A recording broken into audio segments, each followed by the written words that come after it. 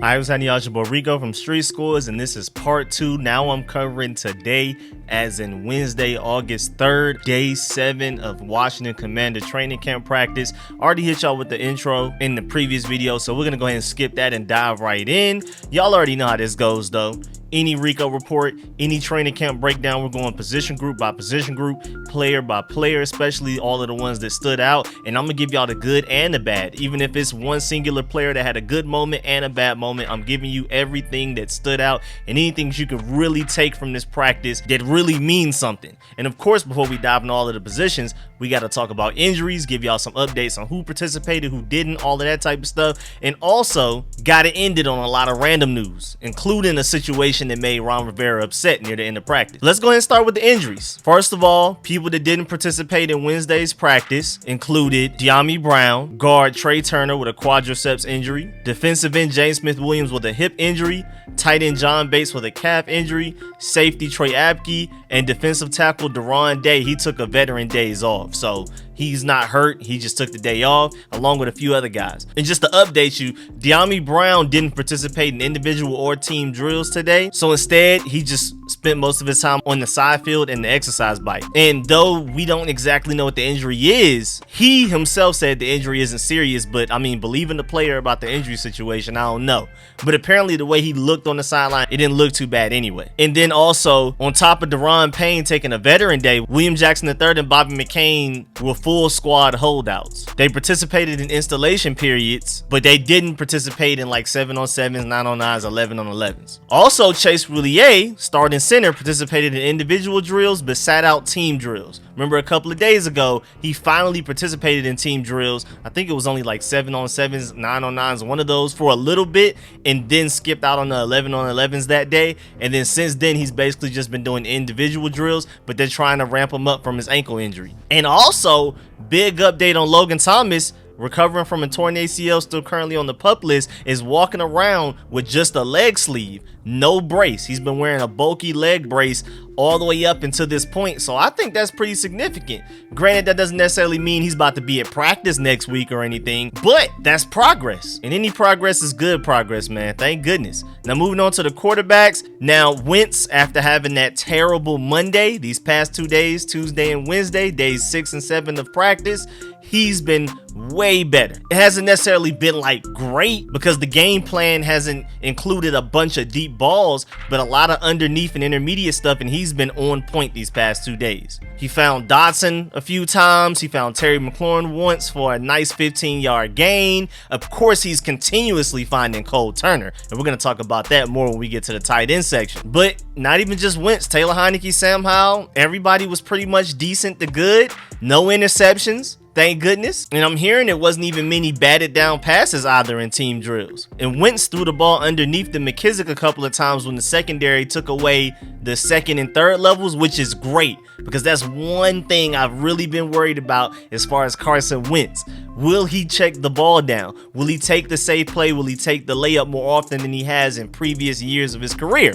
And it sounds like they're at least working on it in practice, so it seems like Scott Turner is definitely getting to him. And maybe Carson Wentz trusts us more because he has better options underneath. Now, granted, he had Nyheim Hines in Indianapolis, which is one of the premier pass catching backs in the NFL, but you can argue J.D. McKissick at the very least has been more productive over the past couple of seasons in total. But you can definitely argue Nyheim Hines had a better last season, 2021 season, than J.D. McKissick. But either way, just the ensemble of running backs, Brian Robinson, Antonio Gibson, who's still switching from receiver to running back technically. And with all of these tight ends, these big targets, you have all of these really fast guys, Curtis Samuel, Terry McLaurin, Dyami Brown, John Dotson. Maybe Carson Wentz is more comfortable delivering the ball underneath occasionally and not taking a risk every play. Again, I like the fact that he's hitting his checkdowns. It's practice, so who knows if it's just being called that way and Carson Wentz is actually doing it, and if he'll actually go and do it in actual games when there's pressure in his face and games on the line. We'll see. But like I already talked about a little bit earlier, Carson Wentz to Cole Turner has become a common theme. It happens at least a few times every day now, especially when they get in the red zone. But even before they get into the red zone, Cole Turner has been targeted up and down the field. Like I said earlier in the video, the part 1 where I'm discussing day 6 from yesterday, Cole Turner is going to be utilized even outside of the red zone. even the first 80 yards before you get to the red zone. Like I said, even after we drafted him, he has an underrated ability to get open down the middle of the field. And he's been doing that so far in practice, and Carson Wentz has been finding them. Even if the coverage is good, Carson Wentz is throwing it up there to only where Cole Turner can get it, and he's getting it. But I love the fact that Cole Turner is already becoming a very dependable target for Carson Wentz this early. I thought it would be early in the season, but I didn't expect it to be this early in training camp, in the offseason. So I'm really excited about that, man. That's already one of his safety blankets, especially in the red zone. But again, like I briefly mentioned earlier, all three quarterbacks had a good day, but most of the passes were basically near the line of scrimmage. But a lot of them were on target, especially from Carson Wentz. And really the biggest play Carson Wentz had was probably like a 15-yard throw to McLaurin that I mentioned earlier. But again, nobody had any interceptions, so that's a positive. And maybe Scott Turner, Ron Rivera, either one of them made it a conscious decision that we're just going to attack the field underneath to build some more confidence back up for the quarterbacks and the offense in general. Maybe that's what they were doing, but either way, the offense looked really good today because of that game plan, and we may need to remember that for regular season games. If it's not working out throwing the ball deep, I still want to be a very explosive offense and never give up on the deep balls and the big plays and the chunk plays. But if you got to go underneath and attack and death by 1,000 cuts, do that. And before we move on from the quarterbacks, it's really interesting. Taylor Heinicke was fielding punts off the jug machine in between warming up for the Commanders practice today. So that's really interesting. I don't know if he's trying to do something so that he can make the roster. I don't know, or maybe he was just bored and trying to have fun. But I thought that was really interesting because he didn't look as bad as I thought he would look. I'm not going to lie. Moving on to running backs, J.D. McKissic and Jaret Patterson had some pretty good moments throughout today. Like I already said, J.D. McKissic's going to be consistent every day.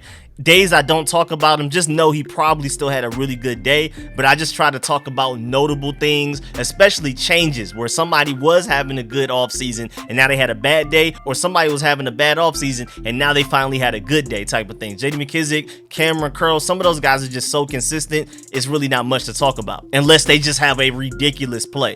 Like when J.D. McKissic juked somebody out of their socks just a couple of days ago. Or was that yesterday? Maybe Monday. I think that was Monday. But Jaret Patterson, on the other hand, I mean, he's on the outside looking in for the roster, to be completely honest. Now, if we keep 4 running backs, he probably is that 4th running back. Maybe he isn't. Maybe they prefer a Jonathan Williams. But so far in training camp, Jaret Patterson has been getting more carries. He's been involved more with like the higher offenses, like the second and first team and things like that. And he's been producing. So it seems like if we're going to keep 4 running backs, Jaret Patterson is that 4th running back in the league right now for that last spot. And on top of that, when they went to the running back drills, like yesterday, where Antonio Gibson showed that he's become a better pass blocker, Jaret Patterson did really well picking up the blitzes. It's a one-on-one drill, running backs versus linebackers. Linebackers are just trying to get to the quarterback. The running back is supposed to pick them up and stall them and keep them away from the quarterback. It's just like a coach just pretending to be a quarterback and not even throwing the ball. Jaret Patterson did really well with that today, but Brian Robinson did terribly. I mean, he literally stepped up in the run. I'm not even sure which linebacker it was, but it was literally like a quick get rid of him and I'm instantly in the quarterback's face. It didn't even take a whole second. It was really bad. So shouts out to linebacker Milo Eifler. Really big shouts out to him because he walked up and taught Brian Robinson something that it seemed like it may help him in the future. And if Milo Eifler helps Brian Robinson become a better pass blocking running back, especially sooner rather than later, hey man, you might need to go become a coach. Switch from linebacker to running backs coach. I'm not gonna lie. Like I've been saying, Antonio Gibson and Brian Robinson, with how big and strong they are, they have a higher ceiling and potential of being really good pass blocking running backs than J.D. McKissic. But as of right now, even though J.D. McKissic is smaller, he has better technique, he has better awareness, all of the mental parts of being a pass blocking running back. Jaret Patterson is far ahead of Brian Robinson and Antonio Gibson. Again, those other two, way bigger and stronger, so they should be better, and hopefully they will become better, but as of right now, they're not there, and Brian Robinson's easily the one furthest in the back. Now again, like I said in my video earlier, part 1 covering day 6, August 2nd from Tuesday. Coming out of the draft, Brian Robinson was a better pass blocker than Antonio Gibson was coming out of the draft, but Antonio Gibson's been in the NFL for a couple of years now, and he's definitely ahead of Brian Robinson as of today. But that's the reason. Antonio Gibson's been in the NFL for a couple of years, and he's picked up a lot of really helpful tips on the way. Now moving on to the receivers, of course, who y'all been waiting for, Curtis Samuel. After missing yesterday's practice, after missing really the last few practices, the second day that we had on pads, Curtis Samuel was finally out there. And not just individual drills, but team drills. And not just any team drills, but full-blown 11-on-11s and even taking contact. And from everything that I'm hearing and seeing, I mean, he was really quick. He looked like the old Curtis Samuel. I mean, agile, literally the Carolina Curtis Samuel that we've been hoping for. He was running really good, clean routes, everything. He was catching everything thrown his way. Again, a lot of it was underneath, but he was showing some yak ability with those catches and things like that. He was able to take on some contact while catching a few of those passes, and he looked perfectly fine afterwards, which is like the biggest thing we're watching for. Can he run routes? Is he still as explosive as he used to be? Is he as agile, quick? Can he make sharp turns? And then how does he deal with contact? And right now, he passed everything with flying colors, but we'll see what he looks like moving on, because tomorrow technically is a light practice as they get ready for the practice at the stadium at FedEx Field where all of the fans can go, and then that will be more padded, so maybe he'll be ready to go out there and show what he can do again, but who knows, man. And he didn't participate in one-on-one drills, but I was really happy to see him participate on 11-and-11s. That means more, especially for what he's dealing with. And even outside of the passes that he caught, one time he was deployed as a decoy to free up J.D. McKissic in the flat, and it worked very well. And I can definitely see Scott Turner using them like that very often. Even if he's not getting the ball, he's going to be effective. We need him healthy, because again, even when he's not getting the ball, he's getting other guys open, like J.D. McKissic on this play. It could be Jahan Dotson another play, Terry McLaurin, anybody. It can even be a running back running the ball. You're worried about Curtis Samuel pre-snap doing a motion, and then next thing you know, Brian Robinson's running the opposite way. And again, Curtis Samuel didn't participate in one-on-one drills, but Terry McLaurin did, but William Jackson forced an incompletion against him.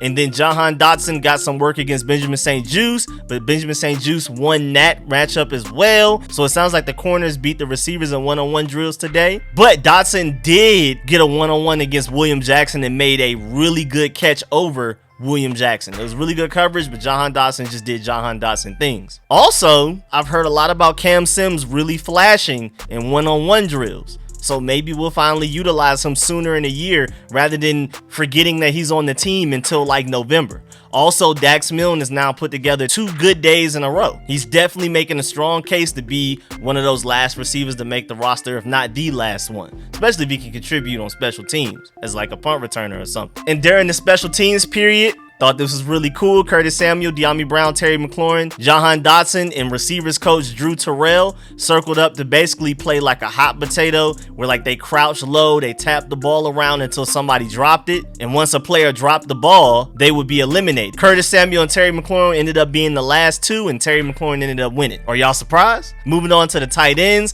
again, Cole Turner has become one of Carson Wentz's favorite targets, especially in the red zone. We already talked about that in the quarterback section, so it's not much to really talk about there other than the fact that it's just amazing how soon it happened. Again, I expected it to happen at some point, and I was hoping it would happen early in the regular season. Sounds like we're already there in just early parts of the second week of training camp. Cole Turner also had a press conference after practice. It was originally supposed to be De'Ami Brown, but they switched it for Cole Turner, and he said that basically Wentz remembers every single play, and he will discuss it with his teammates on the sideline. He provides tips on how he would like the route to be run by the pass catcher, which has been very helpful as Turner learns the offense. It's not all about football though. Cole Turner also said that Wentz will talk about things outside of football and joke about random things. He said, quote, he's a jokester, so it's good to be around him, unquote. So it sounds like Cole Turner and Carson Wentz and hopefully all of the other tight ends and receivers are starting to really gain some chemistry with Carson Wentz on and off the field, which is going to be huge for how successful of a season we have. Moving on to the offensive line, not much to note other than the fact that, of course, with injuries and guys getting hurt, guys coming back from injuries, we've had a lot of switch ups, and even outside of that, John Moskow has just been switching up the offensive line in general. You have Charles Leno and Samuel Cosmi, of course, on the outside, but then you have Andrew Norwell, Wes Schweitzer, and Trey Turner taking turns at different guard positions, and then you have Chase Roulier at center when he's available. And hey man, if anybody's earned the benefit of the doubt from doing things that they do, it is John Moscow, arguably the best coach on this entire team and this entire organization. But overall, the offensive line did have a really good day, especially in one-on-ones. And we're going to talk about that when we get to the defensive linemen real soon. But basically, just know that the offensive line has been holding it down. Ever since we switched to pads, the offensive line has looked way better. And again, like I explained in the previous video, that's what you'd expect. Now moving on to the defense, starting with the defensive line. With one-on-ones, defensive line versus offensive line, especially when you get to the depth guys, the offensive line easily won those. I mean, pretty much everybody outside of Montez Sweat, as far as defensive ends go, all struggled to get rid of their blockers. William Bradley King, Shaka Toney, and Efe Abada all got stood up. Now, Daniel Wise was able to shove a guard into the grass, which got Jonathan Allen super excited. But outside of that, it was pretty ugly. And Phidarian Mathis has had a really good camp. But in these one-on-one situations, this is not where you expect them to shine. You expect them to plug up a hole and eat up double teams. But as far as making a move around an offensive lineman, just one-on-one head-to-head, that's not where you expect to see him shine. But again, in training camp so far, these past couple of days, especially since we've been having pads on, Phidarian Mathis has stepped up big. I mean, handling the run very well. We could be very confident in him being able to do that heading into week 1. He looks very stout in the run game right now. We'll see about his pass rushing upside, if he even has any. But as of right now, against the run, doing his thing. I'm also hearing that Deron Payne is having a great camp as well. And you already know this is a contract year for him. So I'm expecting him to go out there and ball out. Have his best season of his career. Because he's trying to get paid. Whether it be us or another team. Right now, he's auditioning for a big contract. But once we got the team drills, at the very least, William Bradley King was able to bat down a pass from Taylor Heineke, and it went right back to Taylor Heineke's face. And so that's at least one positive. And one-on-ones, the defensive line, especially the depth guys, did not look good at all. But when we got the team drills, they were pretty straight. Nothing great, but straight. And then moving on to linebackers, I'm basically hearing that Jamin Davis finally is playing a lot. I mean, he played with the second team quite a bit yesterday, but today he played a lot. And you're not really hearing his name, which is kind of a good and a bad thing, because at least we're not hearing his name in a bad way. But at the same time, with him being so explosive and athletic, you would hope to hear his name more. But we'll see. Right now, he's not making his name known on the field. But at least, again, we're not hearing negative plays, because we were definitely hearing negative plays in training camp last year, along with some good ones. But we were definitely hearing some ups and downs. Right now, it's just like a decent middle. But we'll see. And then outside of Jamin Davis, Cole Holcomb had one really good play where Carson Wentz had a receiver wide open somewhere down the field. Cole Holcomb, in between him and the receiver, like right in the middle, jumped up just high enough to tip the ball to force it to be incomplete. So shouts out to Cole Holcomb, man. Definitely improving day by day, and is making me more confident in his ability to be a starting Mike linebacker for us. Now, our entire linebacker core as a whole, still uncomfortable with it, but Cole Holcomb and Mike, I'm pretty cool with that. And then defensive backs wise, like I said earlier, William Jackson did a really good job against Terry McLaurin in one-on-ones, and Benjamin St. Juste did a really good job against Jahan Dotson in one-on-ones. Also, like I said earlier, from yesterday's practice, people have been saying that Josh Drayden has been outperforming Danny Johnson, but today in 11-on-11 drills, Danny Johnson did a good job slapping the ball away from Alex Erickson. Now, granted, it is Alex Erickson, it's the backups, but still, that's good to hear some positive plays from Danny Johnson's way, because Josh Drayden has definitely been making more of a splash and has been shining more than Danny Johnson, who you'd expect to be way higher than Josh Drayden on the depth chart at this point anyway.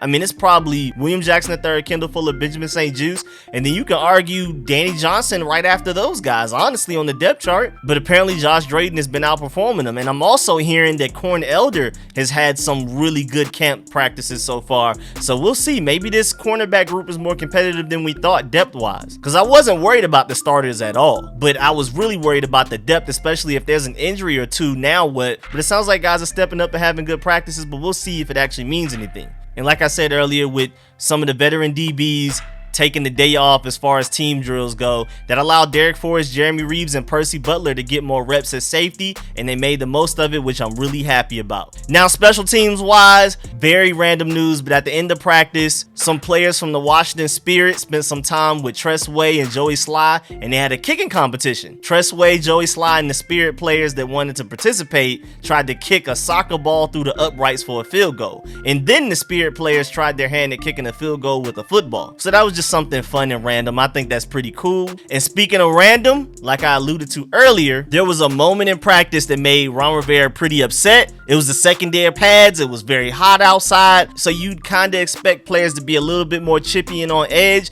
And there was one moment during a no-huddle drill where Montez Sweat was really upset about something an offensive lineman was doing, and then they ended up having a really lengthy conversation about it. And then Ron Rivera was upset because he was trying to keep the drill moving. Like, time is precious. We got to keep going. It needs to be back-to-back-to-back plays. We don't have time for the arguing and stuff like that. And Rivera said, quote, "We're sitting there arguing about little things, you know, and the whistle gets blown, we're still screwing around, and we can't do that. We've got to get our A words in position, and we've got to play football." That's what I was pissed about. When the game gets hard, when there's pressure on you, you can't do that. You've got to maintain your focus and line up and play football. You've got to get past those things, unquote. And so Montez Sweat and offensive lineman Charles Leno decided to continue to have their discussion during a scheduled water break. So whatever it was, hopefully they worked that out. But yeah, Ron Rivera was super agitated. I mean, he's like, these live reps in summer are precious. We already barely practice because of new rules enforced by the NFLPA and stuff. So we have no time to argue, especially when we have so many things to work on. We only won 7 games last year. And I mean, even you, Montez Sweat yourself, you've been having a great camp, but you didn't have a great last season. So we need everybody to be on it. We need to get as many reps in as possible, please. And then, I mean, with Drew White tearing his ACL, and I wasn't even sure if he was making the roster anyway, but with Jamin Davis barely being noticed, even though Ron Rivera and Cole Holcomb have spoken very highly of him, and they feel like he's progressed a lot, especially mentally. So I'm really excited to see what he can do once we get to the preseason and regular season especially. But as of right now, our linebacker group definitely makes me nervous. I mean, I like Farrod Gardner quite a bit, but again, I'm biased. He's from Atlanta, so I'm rooting for him to make the team. But Trey Walker, Bryce Notree, again, Drew White's gone. And then as of right now, David Mayo is your third linebacker on the depth chart. Who knows? I haven't really heard much from Khaleke Hudson. So again, this linebacker group, I'm not too sure about it. And with Anthony Barr getting signed by the Cowboys today, just literally like an hour or two ago, I don't know what's going on. I mean, you still have guys like AJ Klein out there. You have Reggie Ragland. I believe Donta Hightower's still out there. My boy AJ Johnson from the Denver Broncos. I don't know what we're gonna do. Maybe you bring back Landon Collins to be your certified Buffalo nickel. We'll see. But as of right now, just to let you know, Anthony Barr is off the market, and our linebacker group still has some questions. And then lastly, before we get up out of here, like I already mentioned a little bit earlier, Thursday will be a lighter day after 2 days in practice. We had 2 straight days of pads. Thursday will be a light day so that they can prepare for Saturday's practice at FedEx Field where the fans can go. But yeah, man, that's the end of this video. Please get in the comment section. Let me know how you feel about everything discussed in this video. Please leave a like if you liked it, if you learned anything. As always, man, I appreciate all of the support, man. Shouts out to all of my sponsors, especially my Pro Bowl sponsors' names you see scrolling on the screen right now. Catch y'all later. I'm out.